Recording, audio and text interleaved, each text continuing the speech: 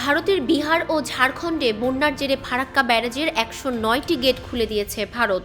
সোমবার গেট খুলে দেওয়া হয়। এতে একদিনে বাংলাদেশে ঢুকবে ১১ লাখ কিউসেক পানি। বাঁধ খুলে দেওয়ায় বন্যার আশঙ্কা তৈরি হয়েছে পশ্চিমবঙ্গের মুর্শিদাবাদ সহ বাংলাদেশেও। বন্যা পরিস্থিতি ও পাহাড়ি ঢলের বিষয়ে আগে থেকে বাংলাদেশকে তথ্য দেওয়া হচ্ছে বলে ভারতের পক্ষ থেকে দাবি করা হয়েছে।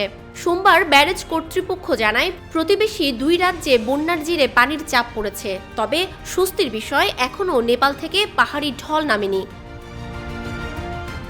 ফারাক্কা ব্যারেজ এলাকায় পানি বিপদসীমার ৭৭.৩৪ মিটার ওপর দিয়ে বইতে থাকায় বাধ্য হয়ে গেট খুলতে হচ্ছে। সেক্ষেত্রে ফিডার ক্যানেলেও পানির পরিমাণ বাড়ানো হয়েছে।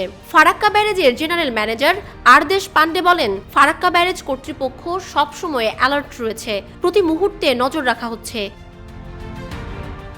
খুব কম সময়ের মধ্যে যেভাবে পানির চাপ তৈরি হয়েছে তাতে ১০৯ গেটের সবকটি খুলে না দিলে ব্যারেজের ওপর বড় চাপ তৈরি হচ্ছিল, বড় ক্ষতি হয়ে যেতে পারত।